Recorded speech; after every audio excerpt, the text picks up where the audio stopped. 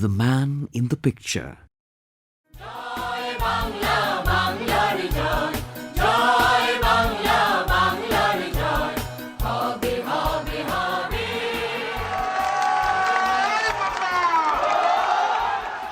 Dhaka, December 16, 1971. Jubilation is in the air. The crowds outside the city's racecourse are visibly ecstatic. Cheers can be heard loud and clear for the Indian Army and the Mukti Bahini that have emerged victorious in the 13-day war that is to see the creation of Bangladesh. No wonder the heart of All India Radio's special war correspondent swells with pride as he watches the signing of the document of surrender between India's Lieutenant General J.S. Aurora and Lieutenant General A.A.K. Niazi of Pakistan. Squeezing himself next to them, one hand stretched out with a microphone, crouching on his knees. As no chair is readily available, the lone civilian amid the top brass of the Indian Army literally has a ringside view of the historic proceedings. Flashbulbs pop as the moment is captured for posterity. Freeze frame. The picture is splashed on the front pages of the world's newspapers, later to find place between the covers of books on the 1971 war and to be immortalized in a bronze plaque at the National Museum in New Delhi. A picture we are all familiar with. Most of us can identify General Aurora and General Niazi. But how many of us know the third man in the front row in that iconic picture? Akashvani Kolkata, সংবাদ বিচিত্রা।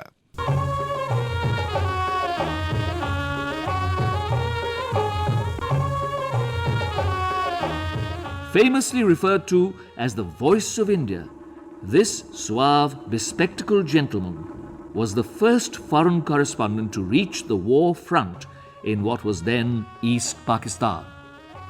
His mission? To document the war and bring it alive on the radio for listeners back home. Those were turbulent times when All India Radio was called upon to play a special role. শোনো একটি মুজিবরের থেকে লক্ষ মুজিবরের কণ্ঠ স্বরের ধ্বনি প্রতিধ্বনি আকাশে বাতাসে ওঠে রনি বাংলাদেশ আমার বাংলাদেশ বাংলাদেশ আমার Bangladesh.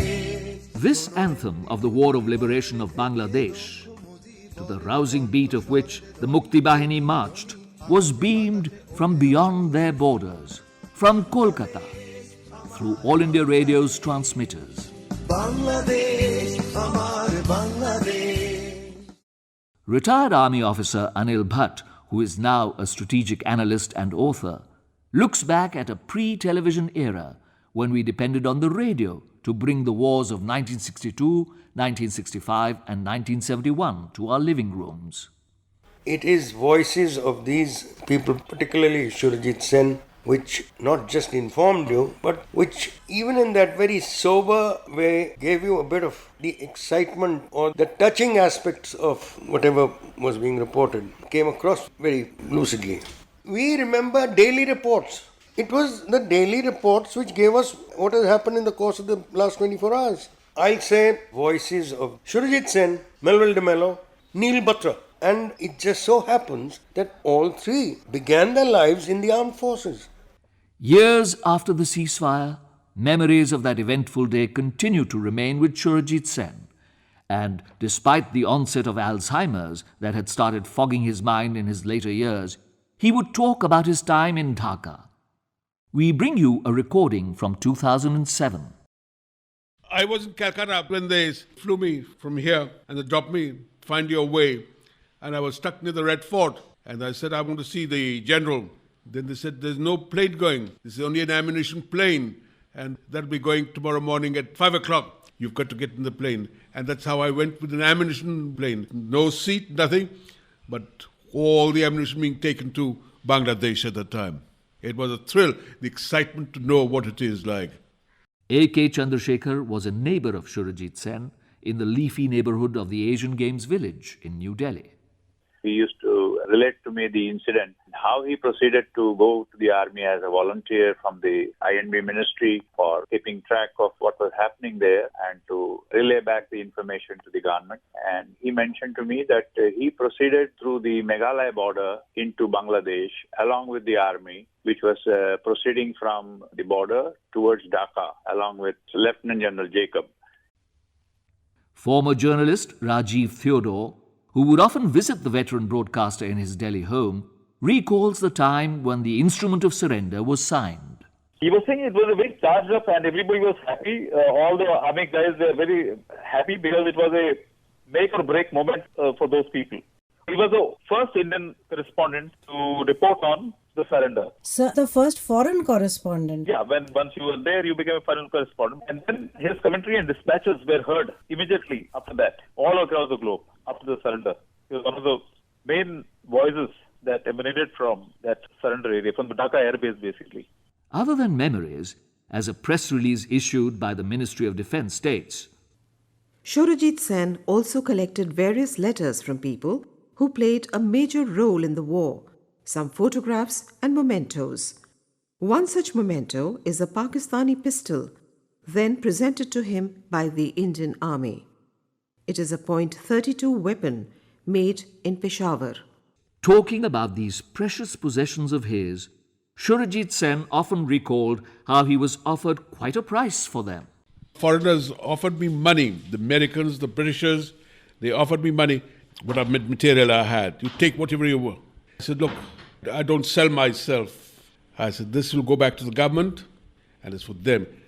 And the sad part of it, I don't think they have got the archives. Where it is, nobody knows. And I live with pride the fact that I did this job. Money doesn't buy you peace. Yes, money was never a consideration. Honesty, integrity, and loyalty to his country were and remained uppermost for Surojit Sen. Years later, he decided to gift all the memorabilia he had to the Ministry of Defence for a war museum. The Ministry of Defence press release of 26 September 2005 went on to state, Mr. Sen handed over historic artifacts, mementos and documents to the Chief of Army Staff for display in any services museum. The then Chief of Army Staff, General J.J. Singh, who accepted this precious booty from Surojit Sen, recalls, I had a very pleasant interaction with him, but it was very brief, and I personally feel that these are evaluated, any mementos, souvenirs, and for value as a artifact for history. And those which are considered required or they already don't have it, they keep these, and including the pistol which he handed over to me and I accepted on behalf of the Indian Army, that was also passed on. Sir, can we hope to see it in the upcoming National War Museum soon? Based on your research, you would be able to give the Indian Army some idea of how a little portion of the museum could be devoted to one of the very few war correspondents or war reportage which he did of the 71 war, plus the historic photograph where he is sitting along with General Niazi and General Aurora. And I'm sure there will be a place for such important historical artifacts. life seemed to have come full circle for Surojit Sen. After all, he had himself at one point been a proud young commissioned officer of the Indian Army. But on the advice of some fellow gentleman officers, he decided to pick up the microphone instead of the gun. This became a part of army folklore of the time, remembers Colonel Anil Bhatt. The funny thing about Surajit Sen, stay in the army was that he kept getting told by his colleagues or seniors, what are you doing here? You may become at the most brigadier or a colonel. Why don't you go and make a name for yourself in newsreading? Prophetic words indeed. And so, on the day after August 15th, 1947, 22-year-old Surojit Sen walked into All India Radio and was hired on the spot. And despite the presence of many stalwarts already there, he carved a niche for himself on the airwaves. Newsreading was an art, as Surojit often said to friends. Remember this always.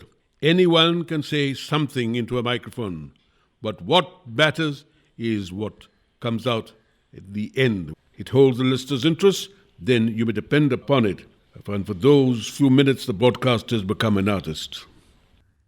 It was only a matter of time before his listeners started noticing the powerful baritone and the measured delivery when they switched on the radio for the news. Kabir Bedi, who joined All India Radio as a casual newsreader before making a name for himself in the world of international showbiz, remembers looking up to Surojit Sen. I knew Surojit Sen during the mid-60s when I worked with All India Radio, where I began my career in Delhi. He was a big name and we were the youngsters on the block. So we had a lot of respect for him. But he had this great reputation and his voice was absolutely divine. So I will always look up to Surojit Sen as a great voice to remember. Little wonder then he became an inspiration for many youngsters who would tune in not just for the news, but also to learn the nuances of English pronunciation from stalwarts like him. Anil Bhatt recalls the days when, as a young schoolboy, he would often listen to the news read by Surojit Sen. It was a very characteristic. This is All India Radio. The news by Surojit Sen. Crisp, good English, properly spoken. And we in radio signal terminology, we have a term RSVP. Rhythm, speed, voice and pitch. Perfect. Talking of the first time he walked into the radio station in Delhi and met his senior colleague, fellow newsreader Vijay Daniels recalls his imposing and impressive personality. His voice did match his large build and his big, clean-shaven, bespectacled face. He came through as a very affable, friendly and gregarious person.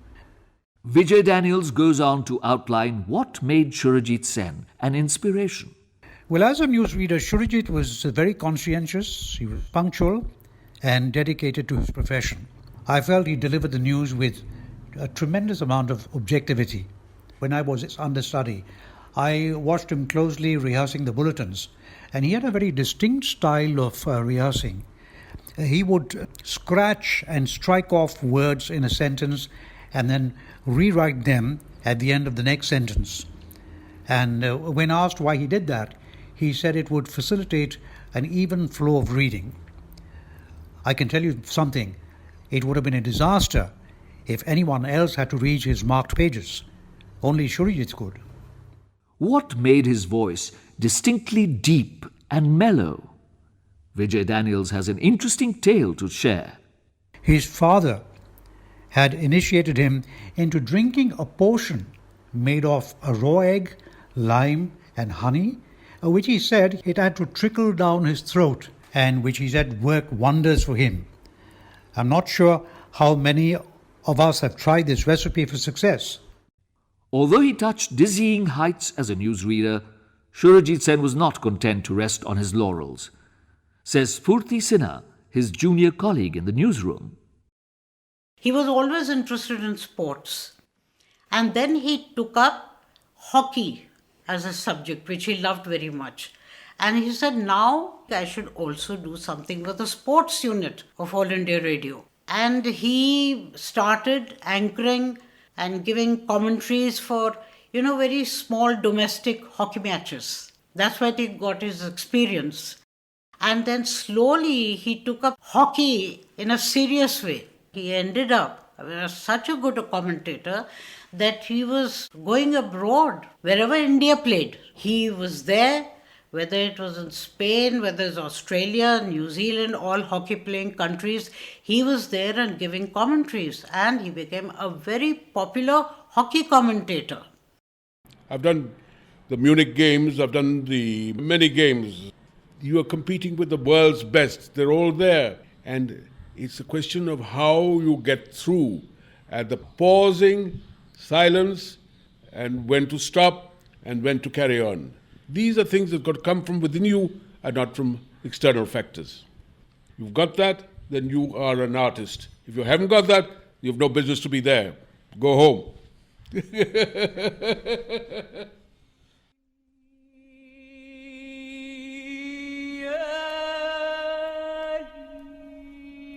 But the Munich Olympics were far from being a laughing matter. This was 1972, when members of the dreaded Palestinian terrorist group Black September took Israeli sportsmen hostage and slaughtered them.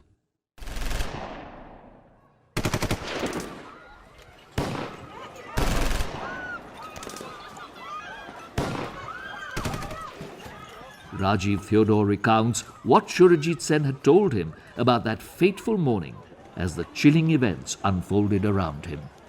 He heard some shots fired, that's what he told me, early in the morning at Munich, where he was staying, in this games village. He rushed out thinking what's happening. He heard a lot of shots. So he hid himself close by, and then he started writing in his notepad about what happened. He could see silhouettes of German police and some of the terrorists moving around. And the German police he saw, they were all in tracksuits. And even the terrorists were in tracksuits. So it was very difficult to find out who is the real terrorist and who is the cop.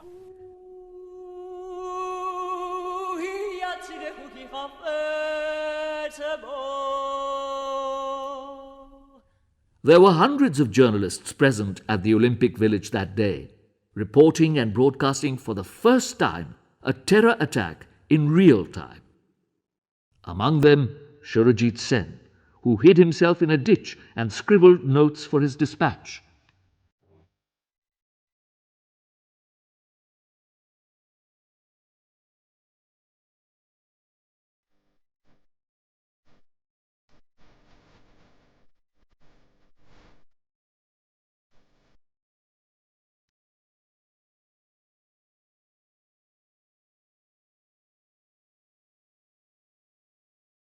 Keeping the upcoming 1982 Asian Games in mind, Surojit Sen was appointed as head of sports in Doordarshan in 1981. And now, before the pageantry comes to an end, we welcome the happy, the jolly, dancing baby elephant, Apu, the mascot of the 9th Asiad. But first, these performers, many of them will move on to the main stage, into that green patch where, from tomorrow, it'll be football, which will be the big draw. In the evening, and thousands will be here to watch the top teams of Asia competing against each other in perhaps the most popular sport in the world, soccer.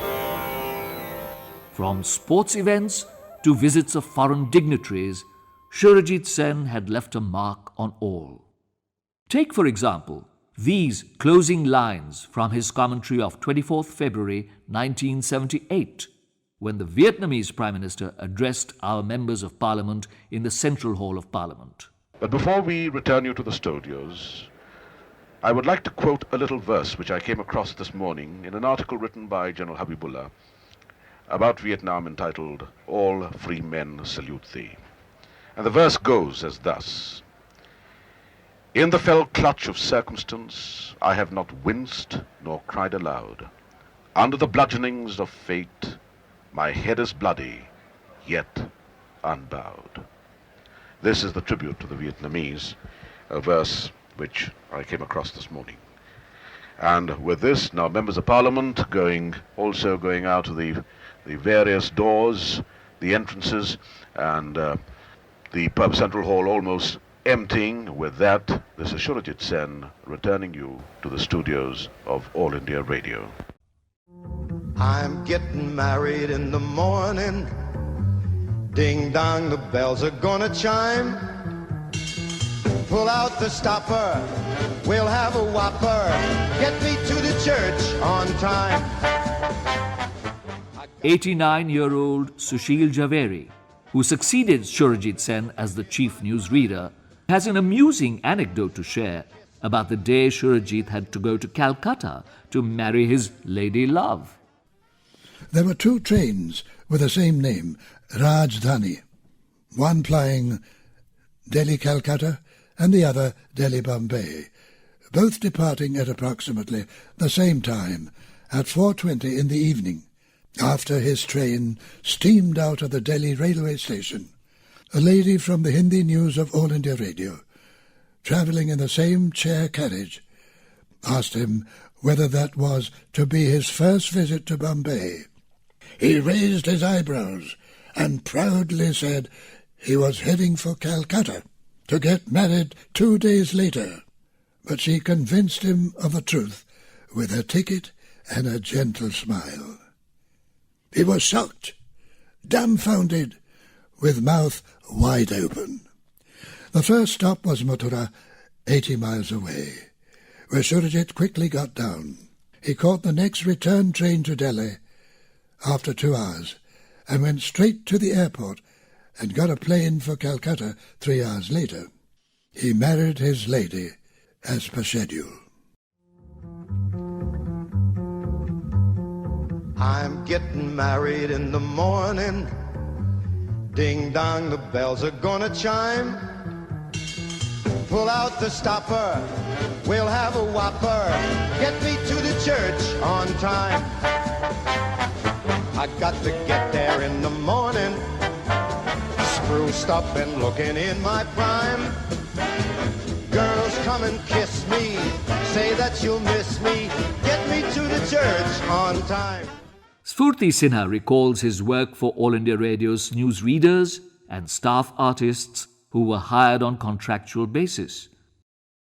Surojit Sen decided that there is no job security in this. You start off and then you worry whether you'll be there, you won't be there after 3 years. So he got together all the senior newsreaders of the other language units. They formed a guild. They went to the Labour Ministry, took advice. So Lotika Ratnam, Devakinandan Pandey, Surojit Sen, and a few other handful of other newsreaders, they got together and they advised the ministry to make them permanent government servants. About 4-5 years it took him, but he got what he wanted. That was when the post of a chief newsreader was created. So he became the chief newsreader. We then realized that what a big thing he has done for us, and where hundreds of us got the benefits. Applause and appreciation came his way from many quarters, including the Information and Broadcasting Ministry. A note on the work he had done there reads, In Bangladesh at that time, he showed commendable resourcefulness and imagination, covered the social and political scene immediately after the surrender, and provided 2 excellent features. Despite having achieved starry success, Surojit Sen remained at heart the boy who grew up in the small town of Ranchi. His sister Lotika Ratnam's daughter, Premika, recalls moments from his early years, of the time when Surojit lost his mother when he was barely 4 years old and was brought up by his father. Homeschooled till the age of 10, as his father felt that school education was too limited, Surojit attended Bishop Cotton and completed his higher education from St. Xavier's College in Ranchi. The father had converted to Christianity, but ensured they retain their Indian names. My uncle Surojit loved the radio and listening to the news, and decided to be a broadcaster, at a time when most people wanted to be doctors, engineers, or lawyers. With a keen interest in history, he was inspired by the French Revolution and the American Civil Rights Movement. But, first and foremost, he was passionate about human rights and respect for the people.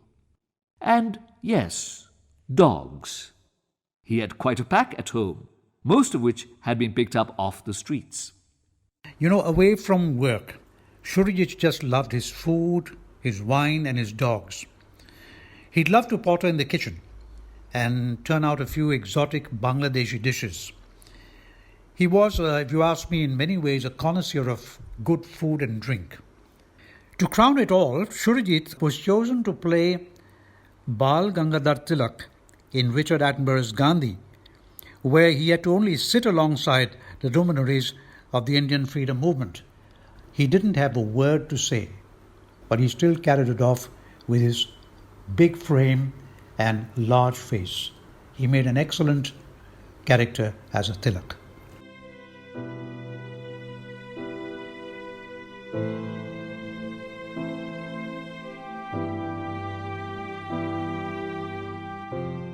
The voice fell silent on 6th May 2016. Unfortunately, he suffered terribly from age-related complications. Yet, as in the lines from the poem he quoted, his head was bloody but unbowed. Rajiv Theodore pays a tribute.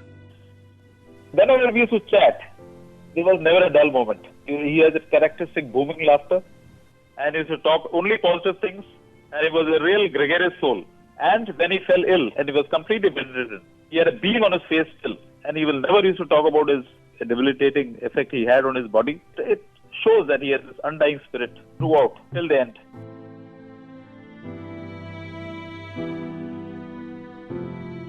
With failing health and failing memory, he could still feel inspired and quote one of the stalwarts of the broadcasting world, Hilda Matheson, the first director of talks at the BBC. Hilda Matheson, the famous writer on broadcasting, said, "What accounts in broadcasting is a sense of life, whether you be an entertainer, in education, in music, or any other kind of program. It provides an intimate touch between human beings who might otherwise never come within a hail distance of each other. It enhances the factor of personality. This is true of broadcasters and listeners."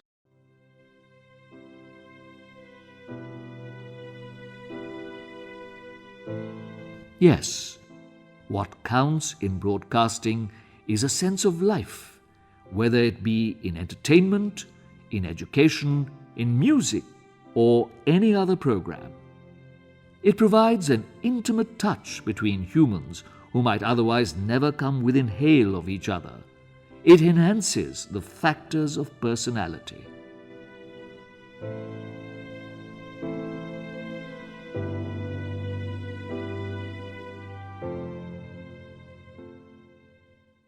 All who knew this legendary broadcaster in his prime will know that this quote was true of Surojit Sen.